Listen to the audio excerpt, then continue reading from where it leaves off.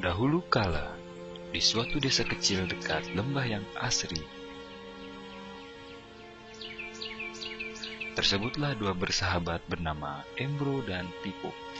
Mereka adalah tipe pemuda yang berambisi untuk menjadi orang terkaya di desanya. Mereka kerap membicarakan impian dan ambisi mereka itu akan kekayaan, kehidupan, dan gaya hidup yang ingin mereka miliki nantinya.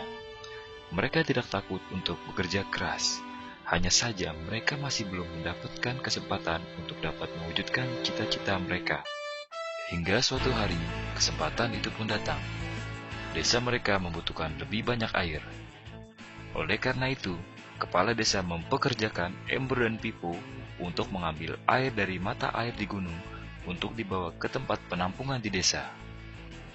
Mereka akan dibayar sesuai dengan banyaknya air yang dapat mereka bawa.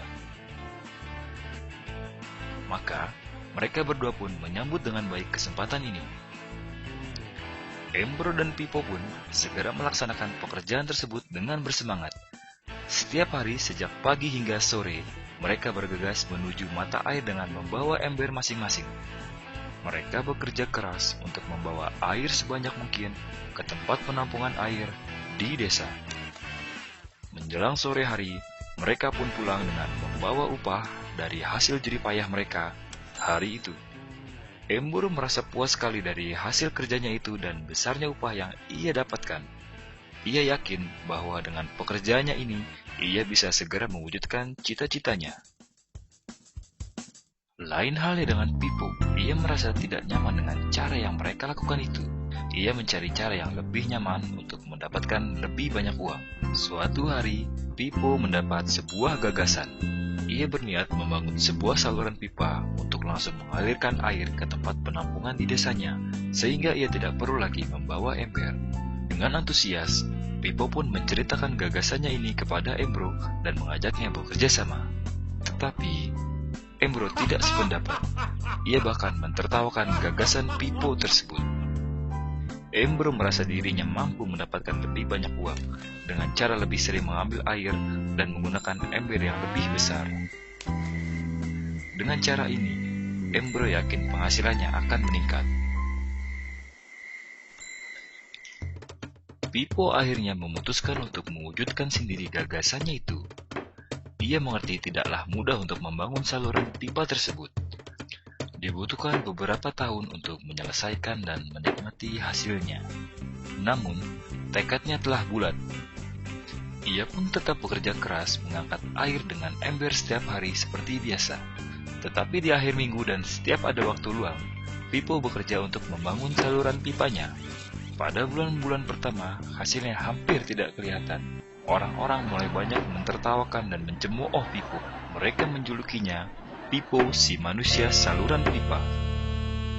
Sementara itu, penghasilan Embro telah meningkat 2 kali lipat. Ia sudah berhasil membeli hal-hal yang selama ini dia impikan. Gaya hidupnya pun sudah mulai berubah. Ia sering menghabiskan waktu dengan berfoya-foya sepulang kerja, menikmati hasil jerih payahnya mengangkat ember.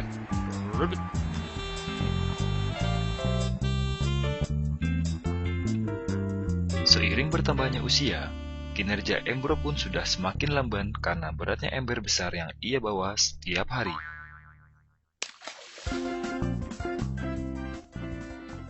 Bulan berganti bulan, tahun berganti tahun, dan akhirnya Pipo berhasil menyelesaikan saluran pipanya. Kini tanpa perlu bersusah payah mengangkat ember, Pipo akan mendapat lebih banyak uang berkat air yang terus mengalir memenuhi tong-tong air di tempat penampungan.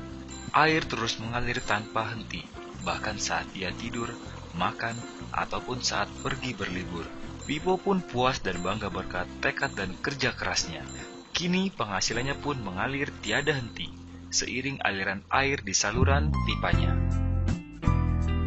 Cerita Embro dan Pipo menggambarkan kehidupan kita. Pekerjaan yang dilakukan mereka melambangkan apa yang dilakukan banyak orang dalam mendapatkan penghasilan. Embro mendapatkan penghasilannya dengan menggunakan ember.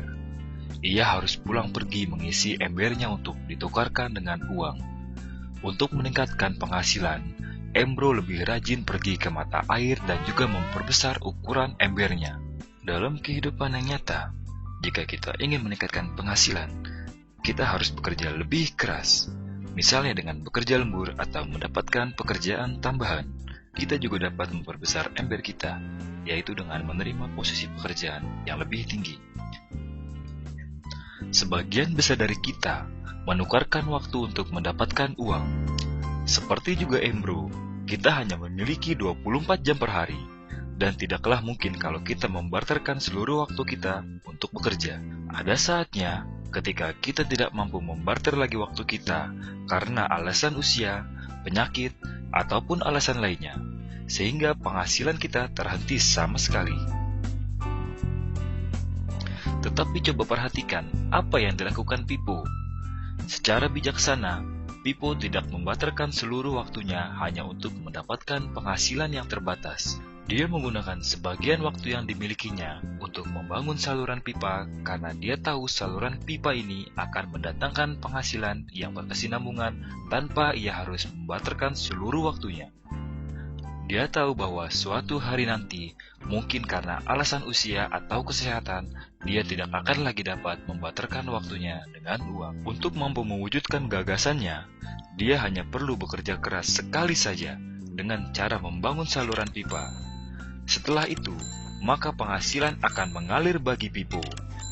Pippo telah menunjukkan kepada kita bahwa untuk mendapatkan penghasilan, kita tidak harus selalu membarter waktu kita dengan uang. Ada cara lain yang lebih baik. Bagaimana dengan Anda? Apakah Anda masih seperti Embro yang membarterkan waktu Anda untuk mendapatkan penghasilan? Atau Anda ingin mengikuti jejak Pippo dengan mulai membangun saluran pipa untuk mendapatkan penghasilan yang berkesinambungan? Jika Anda tertarik dengan gagasan saluran pipa, hubungi orang yang meminjamkan Anda DVD ini, agar Anda bisa memulai membangun saluran pipa penghasilan Anda saat ini juga.